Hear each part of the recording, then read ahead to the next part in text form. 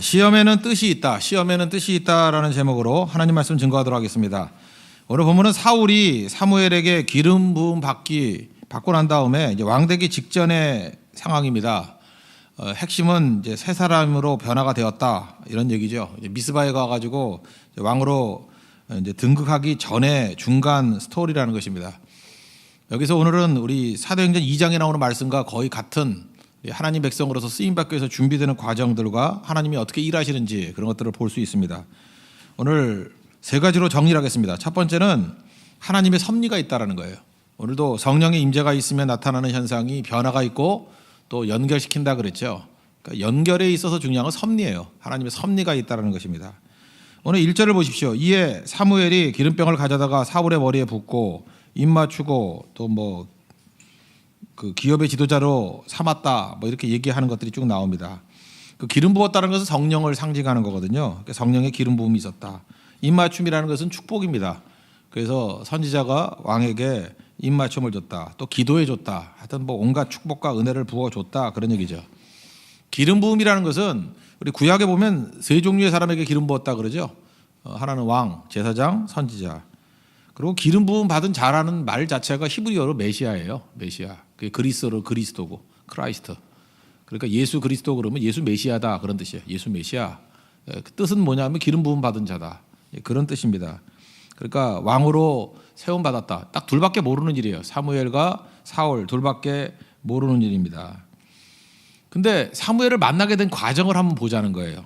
우리 그 앞장 9장 지난주에는 1절부터 6절까지 살피지 않았는데 내용들을 보니까 그 암나기가 가출을 했잖아요. 암나기 잘 가출 안 하거든요. 근데 가출을 했어요. 잃어버렸어요. 근데 아버지가 굳이 사울을 보냅니다. 보내서 암나기를 찾으러 다녀요. 근데 암나기는 이 나귀는요 양하고 달라가지고 집으로 돌아오는 본능이 있대요. 그래서 나가면 돌아온대요. 근데 이놈의 나귀가 귀신 들렸는지 안 돌아오는 거예요. 이러기도 쉽지 않거든요. 이 양은 멋대로 막 가는데 나귀는 그렇지 않다라는 거예요. 그래서 자세히 읽지는 않았지만 이 9장에 보면은 5군데를 찾아다녀요. 여기 가도 없고 저기 가도 없고 또 저쪽 가도 없고 계속 없는 거예요. 그러니까 여러분 인생도 그래요. 이게 뭘 찾으러 다니는데 없는 것도 하나님의 뜻이에요. 그것도 하나님의 섭리라고요. 이게 찾는다고 다 되는 게 아니에요. 이게 되게 이상해요. 부잣집인데 종들도 많을 건데 굳이 아들을 보낸 것도 되게 이상하고 또 나귀는 집으로 돌아오는데 안 돌아오는 것도 이상하고 또 5군데나 찾아다녔는데도 못 찾는 것도 이상하고 나중에 보니까 나귀가 집으로 돌아와요. 그 뒷부분에 보면은 그걸 또 알려주거든요. 어쨌든 간에 여기까지는 이제 없다고요. 이렇게 난리를 부리는 거 이유가 뭘까요? 하나님께서 사무엘을 만나게 하기 위한 은밀하지만 확실한 섭리라는 거예요. 여러분들 지금도 뭐가 그렇게 잘 안 되는 경우 있죠. 이상하다, 이게 안 된다. 그럴 때 이게 허송세월과 시간 낭비라고 생각하지 마시고 이걸 통해서 하나님께서 어떤 엄청난 일을 이루고 계신다라고 생각하면 되는 거예요. 우리 인생 가운데 헛된 게 하나도 없죠. 오늘 오전에도 제가 말씀을 드렸잖아요. 그 이화여대의 미래 라이프 대학 그거 하나 때문에 별거 아닌데 총장이 왜 그런 일을 하려고 그랬는지 학교 발전시키려고 그랬겠죠. 근데 그게 반대에 부딪혀가지고 학내 문제 그냥 학교 문제였어요 사실은.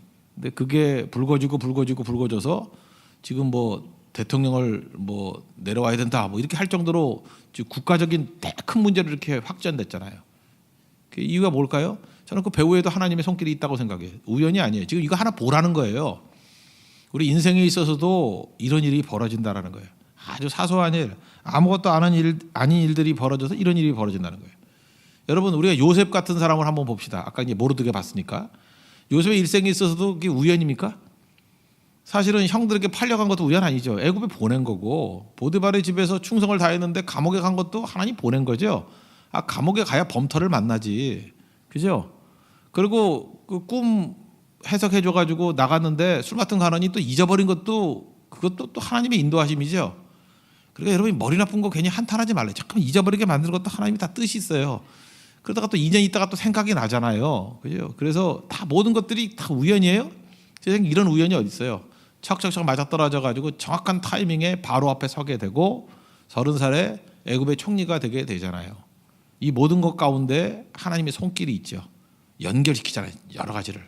그게 바로 무엇입니까? 섭리라는 거예요. 섭리. 하나님께서 이렇게 이끌어 주신다. 그러므로 여기서도 하나님의 섭리의 손길을 보여주려고 지금 장황하게 써놓은 거예요. 사울과 사무엘이 어떻게 만나게 된지 아냐? 지극히 사소한 일이라는 거예요. 그런데 그 모든 사소한 일들이 우연같이 보이는데 다 하나님의 성령께서는 연결시켜가지고 어쨌든 둘이 만나서 하나님의 뜻대로 사울이 왕으로 세워지게 되지 않느냐. 보이지 않는 손길이 있다. 그러면 우리도 우리 인생 가운데도 이런 손길이 있다라는 걸 믿어야 된다는 거죠. 그러면 이 첫 번째 메시지에서 우리가 해야 될 일은 뭐냐면 딱 두 가지예요. 첫 번째는 열심히 살아야 된다는 거예요. 그죠? 하나님께서 모든 것을 다 알아서 해주실 거야. 그리고 가만히 있으면 안 되고 열심히 살아야 된다는 거예요. 사울과 같이. 그죠? 열심히 암나기 찾아 뛰어다녀야 된다는 거예요. 이리 갔다 저리 갔다 5군데 다녀야 된다는 것입니다. 근데 이게 안 되는 사람이 있죠. 누구예요? 포기하고 낙심하는 사람. 그런 사람은 암나기 못 찾겠어. 널브러져 버리면 하나님께서 그 다음 일들을 잘 안 하시겠죠. 그 사람을 통해서. 그래서 하나님 앞에서 노력해서 얻는다가 아니에요. 우리의 자세가 충성이라고.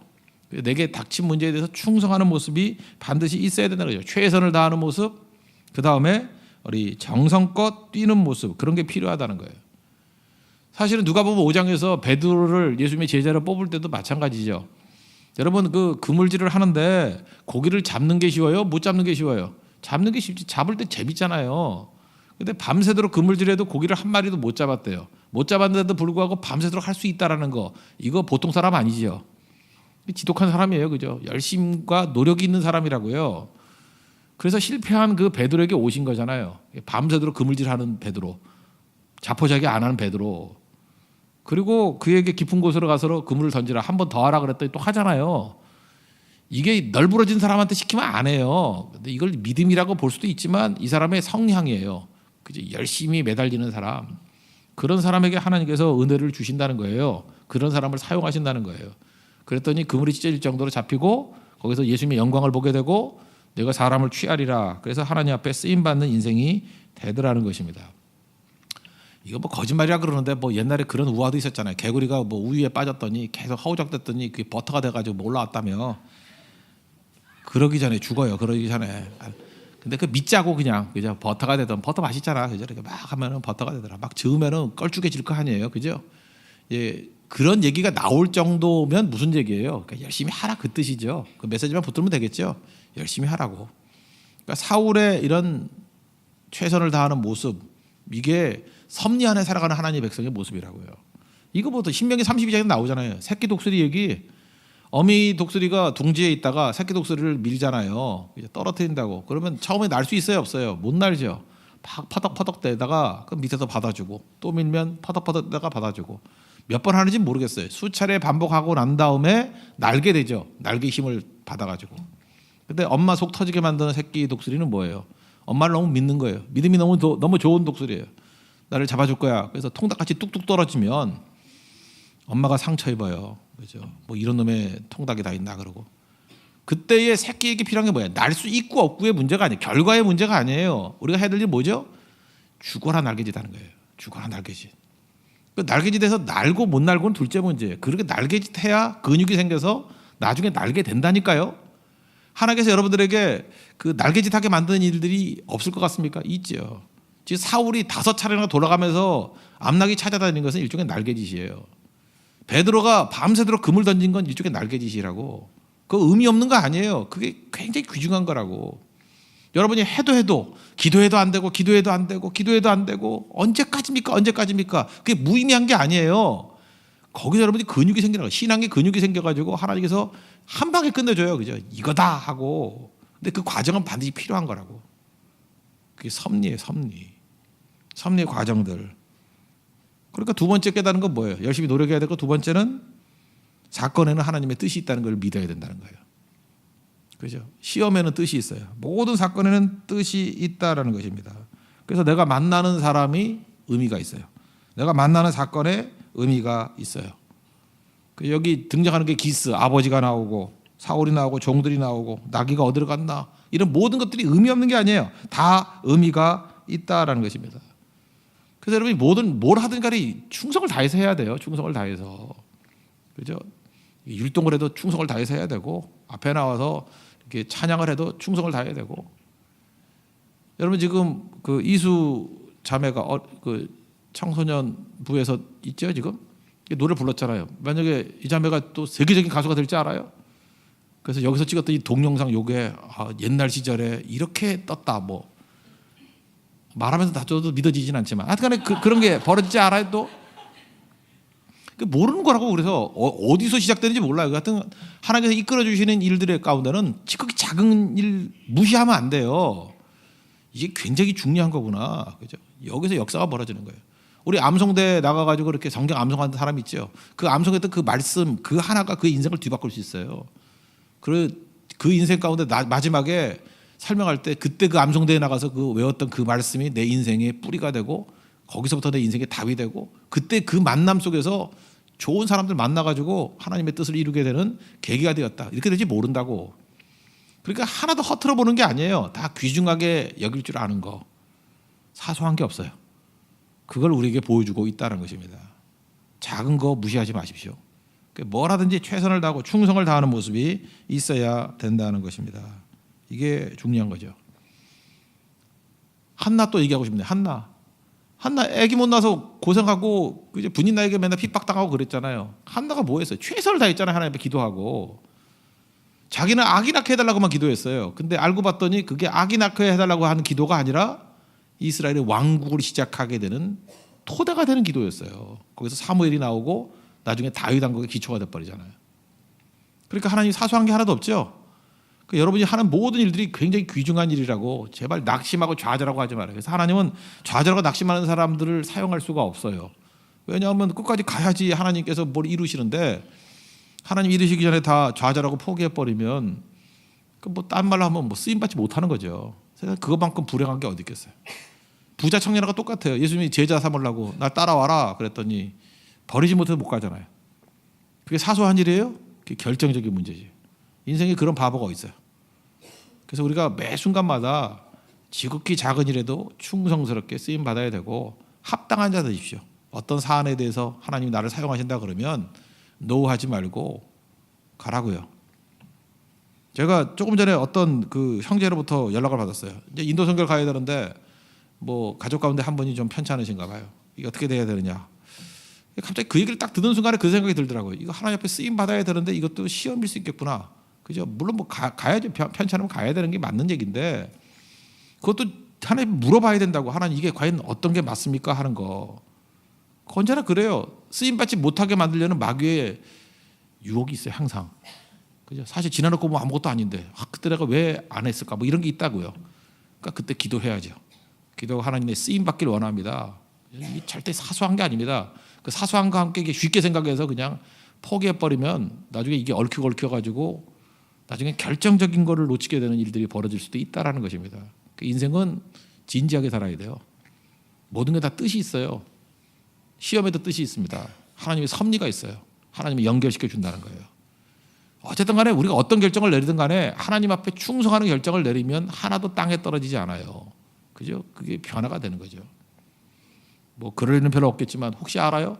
뭐 인도 선교를 갔더니 거기서 또 굉장히 귀중한 사람을 만나가지고 그 사람이 또 미국에 이민 가가지고 거기서 의사를 하고 있어. 근데 그게 딱 맞는 사람이 만나가지고 사실 인도 선교를 갔기 때문에 뭐 병이 다 나았고 뭐 이럴 수 제가 말하면서도 믿어지진 않아요. 하여튼 그렇게 될지 또 알아요, 내가. 예를 하나 들어가. 예를. 그러니까 모르는 일이라고 하나님이 어떻게 연결시켜 줄지. 그죠? 이게 지금 미국에서 벌어지는 일이지만 인도에서 뿌리가 그 나와가지고 열매는 미국에서 거둘 수도 있고요. 영국에서 거둘 수도 있고 모르는 일이라고 이거는. 우리가 해야 될 일은 뭐예요? 하나님께 우리에게 맡겨주실 때 쓰임받기에 합당한 자 되는 거예요. 합당한 자. 그래서 그런 사람들은 예배도 함부로 못 빠져요. 내가 없을 때 부흥이 일어날까 봐. 지금 1907년에 평양에 살았어요. 장대인교회를 다녔어요. 근데 피곤해서 부흥에 안 갔어요. 그런 사람이 있었을 거 아니야. 1907년에 평양에 사는 게 얼마나 힘들어요. 거기다 장대인교회 다니는 게 얼마나 힘들어. 근데 다음 부흥에 갈래. 그리고 안 갔다가 1907년 부흥에 참석을 못해서 뭔지도 몰라. 지금 우리 계속해서 1907년 평양 대부흥했는데 우린 장대인교회 다니는 사람은 다 왔을 거라고 생각하잖아. 안 온 사람 있어요. 안 온 사람이 있다니까요. 저녁에 개콘 보다가 안 온 사람이 있고 그런 사람이 있어요. 그걸 얼마나 억울하겠어요. 그리고 괜히 온 척할 거 아니야. 나 거기 있었는데. 뻥치지 말라 그래. 내가 없을 때 부흥이 일어나요. 없을 때. 그거를 아는 사람들이요. 작은 거 하나도 절대 놓치지 않아요. 작은 성경 하나도 절대 놓치지 않는다고. 하나님의 섭리 안에서 쓰임받는 사람들이죠. 열심히 노력하는 사람, 모든 거에 뜻이 있다는 것을 깨닫는 사람. 이게 연결시키는 걸 아는 사람, 섭리를 아는 사람의 자세라는 거예요. 사울도 이렇게 쓰임받았습니다. 우리도 하나님 앞에서 지극히 작은 것을 통해서 쓰임받는 하나님의 거룩한 종 되기를 바랍니다. 또 두 번째는 뭐냐면 하나님 앞에서 왕으로 쓰임받기 이전에 성령의 임재가 있어야 된다는 거예요. 성령의 임재가 있으면 새 사람이 된다는 것입니다. 이걸 뭐 다 읽어야 되나요? 2절부터 6절까지 내용을 보면요. 뭐 이런 거예요. 너 지금 사무엘이 지금 사울에게 얘기하는 거예요. 너 가다 보면 2절 보세요. 라헬의 무덤 곁에 두 사람 만날 거래요. 그리고 그들이 내게 이르기를 암나기들을 찾았다. 내 아버지가 찾았다. 그렇게 얘기를 해줄 거래요. 근데 암나기 때문에 염려하는 게 아니라 네가 안 와서 염려한다. 그럴 거래요. 두 사람 만나서. 사실 이게 무슨 의미인지 모르겠어요. 하여튼 뭐 이런 거. 그래서 좀 가니까 또 세 사람 만난대요. 다볼 상수리 나무에서 베델로 올라가는 세 사람을 만날 건데 또 이거 뭐냐면 염소 새끼 셋을 하나는 이끌고 또 한 사람은 떡 세 덩어리를 가지고 있고 또 한 사람은 포도주 한 가죽 부대를 가졌대요. 근데 뭐 어쨌다는 거예요. 근데 새끼 세 마리 갖고 있는 사람은 그냥 가버리고 가죽 부대 포도주도 한 잔 안 주고 떡 세 덩이 가진 사람만 두 덩이 줬대요. 그럼 너는 받을 거래요. 이게 뭐예요? 뭐 하여튼 이렇다는 거예요. 그 다음에 또 뭐 선지자 무리가 가는데 거기서 뭐 이렇게 악기 연주하면서 또 내려오더래요. 그래서 만날 거래 네가. 6절 보니까 내게는 여호와 영이 크게 임하리니 그들과 함께 예언하고 변하여 새 사람이 되리라. 이게 세 부류 만나는 거예요. 두 사람, 세 사람, 선지자 무리 만나서 네가 새 사람 되리라. 이게 장황하게 이렇게 설명했던 이유가 뭘까요? 이걸 어떻게 해석해야 돼요? 제가 아무리 읽어봐도 별 뜻 없어요. 별 뜻 없고 별 뜻 없으니까 내가 대충 얘기하죠. 사무엘은 마치 이후의 모든 일을 다 보는 듯이 지금 자세히 묘사를 하는 거예요. 이건 자세히 묘사했다라는 게 메시지예요. 무슨 얘기냐? 하나님은 네 일 다 알고 있다는 거예요. 그게 메시지예요. 내 길 다 알고 있다는 거예요. 결론은 뭐냐면 그래서 성령이 임재받고 새 사람 돼야 된다는 거예요. 다 알고 있으니까. 여러분 나의 것을 다 알고 있다는 것이 예를 들어서 여러분 사랑하는 사람이 내 정보를 다 알고 있다 그러면 안심이 되죠. 도와줄 거니까. 근데 안티가 내 정보를 다 알고 있다 그러면 참 힘들죠. 그죠? 안티가 내 그 태블릿 PC를 가져가 가지고 뒤지고 있다 그러면 참 힘들겠죠. 참 그것도 참 특이해요. 그죠? 그 아줌마 그 뭐 이렇게 메모지도 다 파쇄했다며. 그리고 뭐 카드도 안 쓰고 현찰 두고 다니고. 근데 왜 태블릿 PC는 흘리고 다녔을까? 나 그것도 되게 이상해요. 그죠? 성격이 그 정도면 그럴 사람이 아닐 것 같은데. 하여튼 세상이 이상하죠. 그러니까 뭐가 획가닥했는지 아니면 진실이 아닌지 뭐 잘 모르겠어 나도. 하여튼 나한테 납득 안 되는 거에 대해서 나는 궁금함이 있어. 그거 좀 이상해 좀 이상해요. 성격이 그렇다 그러면 맞지가 않아. 맞지 않으면은 하나님께서 그에게 홀리게 만들었든지, 그죠? 뭔가 이렇게 안 맞는 부분이 있어요. 어쨌든 간에 하나님이 나를 다 안다는 건 나쁜 게 아니죠. 제가 조금 전에 그 저녁 식사 그 시간에 이렇게 어떻게 하다 보니까 뭐 휴대폰 새로 샀대. 그 아이폰 7을 샀대. 그래서 이렇게 달라고 그러고 뭐 어떻게 달라졌는지 보려고. 그래서 패스워드 가르쳐 달라고 그러니까 저를 되게 믿는가 봐. 그냥 막 불러주대. 그래서 패스워드 불러가지고 이렇게 썼어요. 확실히 제가 알아도 되는가 봐요. 그 사람은. 안심하고 뭐 보고 그러더라고요. 그래서 사진도 보고 딱 봤어요. 그래서 이렇게 에어드랍에서 털어서 넣기도 하고 했는데 또 한 분이 있었어요. 자기가 다 열어줬는데 보는데 뭐 비밀이 되게 많은가 봐. 제가 사진 한 장 보는데도 막 옆에 와가지고 뺏어가려고 그러고 뭐 보면 안 돼 이러고. 난 최순실인 줄 알았어요. 하여튼간에 우리가 두 종류의 사람이 있다고요. 그게 무슨 얘기냐 하면은 내가 거기서 약간 배신감을 느껴서 내가 뭐 알면 어때 그거 뭐 근데 잘 안 믿는 것 같아. 내 정보를 다 알아가지고도 문제가 없는 사람이 있죠. 뭐 우리 부모님이라든지 나를 사랑하는 사람이라든지 나를 지지해 주는 사람. 알면 어때?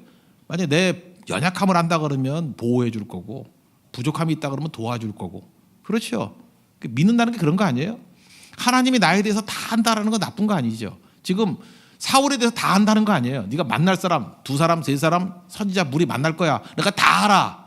그리고 만나고 나면 네가 새 사람 될 거야. 이게 힘이 되죠. 다 알아서 도와주니까. 하나님께서 우리에게 말씀하는 게 그거예요. 내가 너 다 안다는 거예요. 믿고 맡기라는 거예요. 내가 너 도와주지 넘어뜨리지 않는다. 이 얘기를 반대로 얘기하면 바보 같은 사람들이 있어요. 하나님께 나와서 내 모든 것을 아뢰고 하나님 믿고 의지해야 되는데 사람 믿어요. 사람 믿고 가가지고 여기서 주절주절 저기서 주절주절 뭐 비선 3인방 얘기해봐요. 뭐 검찰 가가지고 불고 그러잖아요. 뭐 대통령이 시켜서 그랬어요. 이거 나쁜 놈이죠 그거. 그죠? 뭐 사실이든 아니든 간에 그 의리가 없잖아요. 그 아줌마 배신하고 막 그러잖아요. 거기서 우리 중요한 메시지 하나 얻을 수 있죠. 사람 믿을 거 못 된다고. 사람은요 그거 아무리 괜찮은 사람 같이 보여도 나중에 자기 살고자 다 도망쳐 버려요. 그러니까 우리도 마찬가지예요. 사람 의지해서는 안 되고 하나님께 가야 하나님께서 다 아셔야 나에게 도움이 된다고요. 그리고 하나님께 가면 우리 과정은 필요 없고 결론은 뭐가 돼야 돼요? 새 사람 되면 된다는 거예요. 새 사람. 지금 장황하게 설명했는데 앞부분은 2절부터 5절까지는 기억도 못해도 돼요. 뭐 두 사람 만나면 어떻고 떡떡이 받으면 어떻고 뭐 악기 하면서 내려오는 뭐 선지자 무리를 만나면 어떻고 안 만나면 어떻고 뭐 중요해요. 이런 모든 거 내가 다 알고 있어. 그러나 너는 새 사람 돼야 돼. 그게 우리 내용이에요. 요셉에 대해서도 마찬가지예요. 요셉이 뭐 노예로 팔리고 뭐 보디발의 집에서 노예가 되고 그 아줌마가 유혹했는데 뭐 이기고 뭐 감옥에 들어갔고 또 잊어버리고 그거 다 잊어버려도 돼요. 결국 뭐예요? 하나님이 함께 하셔서 애굽의 총리 되면 끝나는 거 아니에요? 그죠? 하나님 앞에 쓰임받으면 끝나는 거 아니에요? 그거 다 과정일 뿐이라고. 우리도 마찬가지예요. 변화의 새 사람 되면 됩니다. 성령의 임재를 통해서 새 사람 되면 돼요. 근데 세상은 뭐라 그래요? 자꾸 과거에 대해서 연연해요. 하나님 왜 그러셨어요? 왜 나를 이렇게 고통스럽게 만드셨어요? 왜 힘들게 만드셨어요? 그게 무슨 의미가 있어요? 다 과정인데 성령 임재를 통해서 새 사람 되면 돼요. 그죠? 과거 아무것도 아니라고 자꾸만 마귀는 과거에 연연하게 만들어. 그 과정인데 뭐 그래서 새 사람 되면 된다니까. 교회도 마찬가지. 뭐 어려움이 있든 뭐가 있든 간에 다 딛고 부응하면 돼요. 성도도 무슨 어려움이 있든 간에 그걸로 승리하면 돼요. 최후 승리하는 거 아니에요? 예수님도 뭐 여러 가지 스토리가 다 있지만 십자가 지시고 부활하시면 끝나는 거예요. 마귀는 멸해지는 거고. 성령의 임재가 그겁니다. 성령의 임재는 승리예요. 승리. 최종 승리. 여러분 성령의 은혜로 말미암아 최종 승리하는 하나님의 종 되기를 바랍니다. 제가 이렇게 목사님들을 보잖아요. 제 동기들도 보고 보면은 똑똑하신 분들도 있어요. 설교도 잘하고 똑똑하고 막 이런 사람들. 그런 사람 가운데 지금 어려움 당한 사람들이 꽤 돼요. 제가 그때 느낀 게 그거예요. 야, 목사가 설교 못 한다고 쫓겨나는 거 아니구나. 설교 못 한다고 뭐 넘어지는 거 아니구나. 지금 제가 하나님 앞에 진짜 낮아져서 하는 얘기인데 요즘에 이렇게 많이 이렇게 영향을 미치고 있는 목사님들이 몇 분 계세요. 제가 옛날에 봤을 때 제가 교만했던 것 같아요. 그죠? 제일 설교도 못하고 제일 찌질이 같고 제일 한심해 보였다고 그랬는데 제가 지금 그 회개하는 마음으로 얘기하는 거예요. 적어도 하나님 앞에서 겸손했던 사람들이에요. 나 부족합니다. 만나보면 항상 그래요. 나 부족합니다. 뭐 좀 가르쳐 주세요. 뭐 이런 분들이에요. 그런데 한 가지는 뭐였냐면 하나님의 영을 의지했어요. 성령이 함께 하시면 되죠. 근데 뭐 날고 긴다는 사람은 다 무너지고 깨질 수 있는데 하나님이 영을 구했던 정말 그 당시에는 보잘것없던 사람들이 하나님께 지금 제일 크게 쓰임 받고 있더라고요. 제가 지금 역사의 산 증인으로 얘기해 주는 거예요. 역사의 산 증인으로. 그렇다 그러면 여러분도 어떻게 살아야 돼요? 재능 이런 거 아니에요. 잘하고 못하고 아무것도 아니에요. 하나님께서는 백지도 다 사용하실 수 있어요. 겸손하게 쓰임 받는 사람. 제가 아는 어떤 목사님이 있는데 그 3인방이에요. 그 셋이 제일 친했어. 근데 그 중에 설교 제일 못해서 쪼다 같았어. 근데 두 사람은 하여튼 뭐 이유가 뭔지 모르지만 교회에 문제가 생기고 어려워졌어요. 근데 이분은 설교 진짜 못해요. 못하는데 정말 인품이 좋은 거야. 인격이 너무 좋은 거야. 그래서 설교는 못하는데 성도들이 사랑해요. 그런 거 아세요? 성도들이 그렇게 불쌍히 여겨. 안 됐어. 그러고 저렇게 저렇게 잘하는 사람 속에 끼어가지고 얼마나 힘들까. 그래서 동정받고 그 뭐 밥 사 먹으라고 돈도 제일 많이 줘요. 그죠? 하여튼 사는 게 불쌍해. 어떻게 목소리도 불쌍해 보이고 걸음도 이렇게 축 처져 있고. 그리고 진짜 설교 진짜 못해요. 못해가지고 막 말하다가 막 저지 뭐 하는 거죠? 뭐 이러고. 근데 밉지가 않아요. 저도 밉지가 않아요. 보면은. 제가 딴 목사 위해서 잘 기도 안 하는데 그분을 위해서 기도하게 돼. 하나님 저건 너무하지 않습니까? 좀 그래도 논질에도 잡혀야 되는데요. 근데 지금은요 그분이 제일 크게 쓰임 받아요. 제일 크게. 또 요즘에 또 하나님의 성령께서 기름 부으셔지면 설교 되게 잘해요.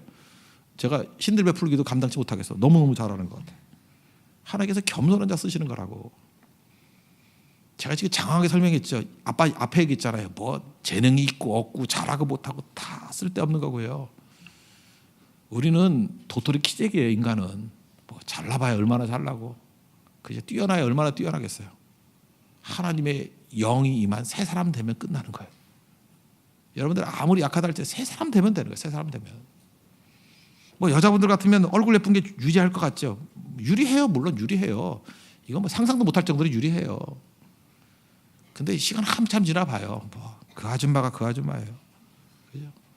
예쁘다 그래 봐야 뭐 수심이 가득한 예쁘네. 그 얼마나 힘든지 알아요? 예쁜데 수심이 가득해. 그거 기분 나빠요. 그죠? 근데 아무리 봐도 지루하지 않아. 너무 재밌게 생겨가지고. 그죠? 근데 하나님의 영이 임하니까 뭐 그냥 되는 거예요. 그냥 되는 거. 하나님 그를 사용하시고요. 그의 건강도 사용하시고 그의 물질도 사용하시고 그의 가정도 사용하시고 그의 자녀들도 사용하시고 딴 거 없어요. 하나님의 성령이 임해서 새 사람 되면 돼요. 저는 우리 교회도 새 교회잖아요. 새 사람들 되십시오. 성령 충만하십시오. 강하고 담대하십시오. 이건 인사가 아니에요. 우리의 몸부림의 몸부림. 성령 충만하면 하나님이 사용하십니다. 아무리 부족해도 사용하시는 것보다 강력한 건 없다라는 거예요. 그러면 하나님께서 성령의 기름 부음 있는 사람들 어떻게 하느냐? 함께 하시죠. 뭐 7절, 8절, 9절인데 7절 보세요. 하나님이 너와 함께 하시느니라. 그래서 나중에 그 9절에 뭐라 그래요? 하나님이 새 마음을 주셨다. 그리고 그 징조 다 응하게 하셨다. 새 마음의 반대말이 뭐예요? 헛마음이죠. 헛마음은 뭐예요? 의심하는 마음, 원망하는 마음, 좌절하는 마음. 여러분들 그런 헛마음들을 다 버리십시오. 그죠? 헛마음이 헛마음. 새 마음이 뭐예요? 기대하는 마음, 그죠? 사모하는 마음, 다짐하는 마음, 믿음의 마음, 소망하는 마음. 이런 게 새 마음이에요. 새 마음. 성령께서 우리에게 새 마음을 주신다고요. 새 사람은 새 마음 품습니다. 여러분의 생각이 이런 믿음의 생각으로 가득 찬 하나님의 종 되기를 바랍니다. 그랬더니 나중에 뭐가 돼요? 예배자가 되죠. 예배자가 또 입에서 예언하는 사람이 되잖아요.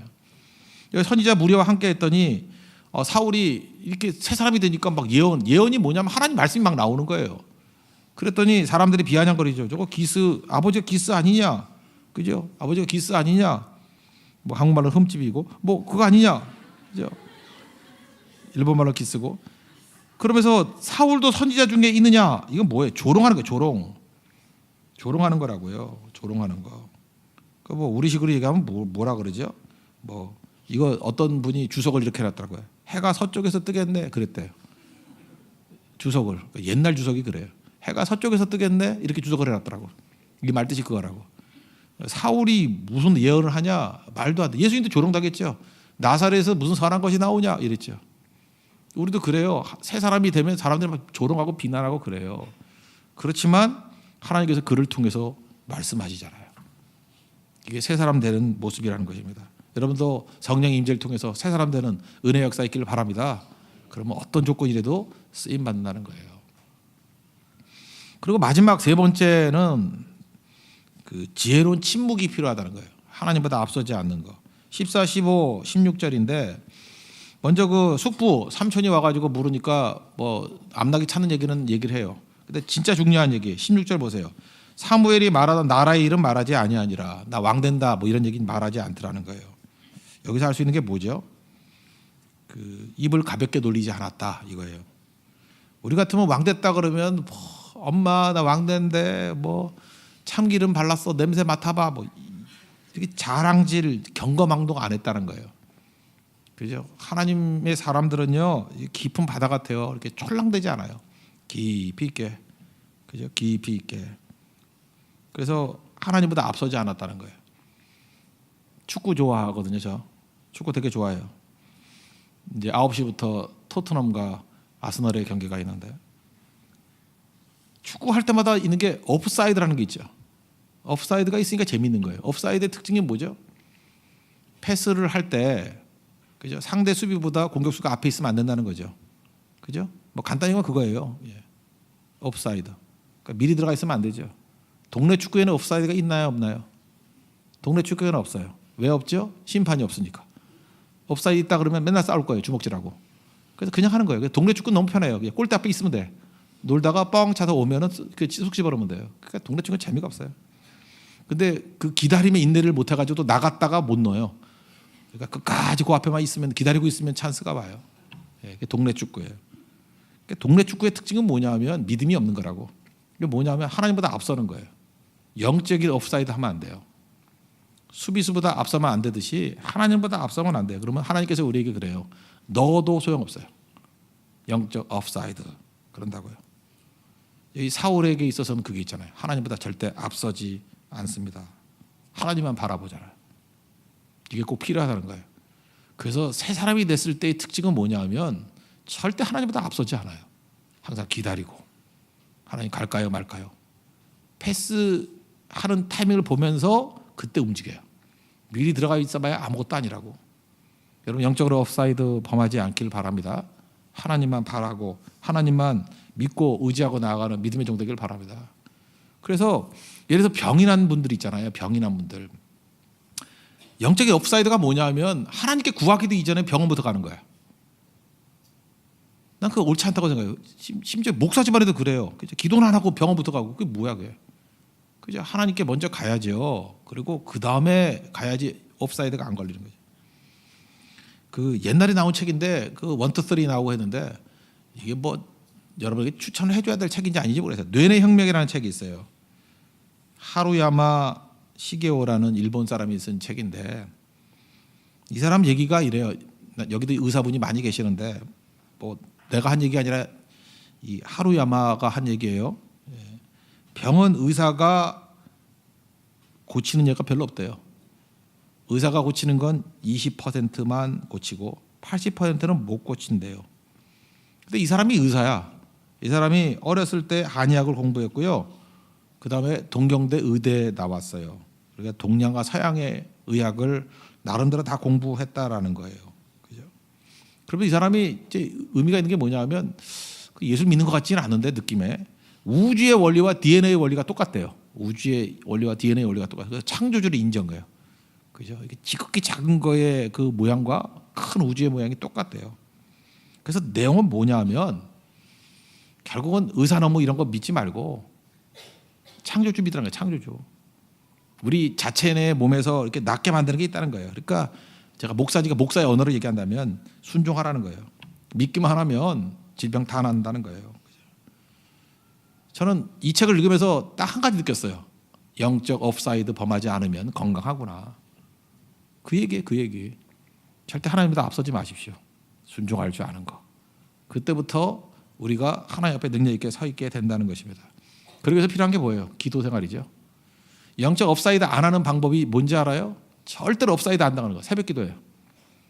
먼저 하나님께 묻잖아요. 그죠? 할까요? 말까요? 이거 어떻게 할까요? 하나님께서 음성 듣고 움직이는 거예요.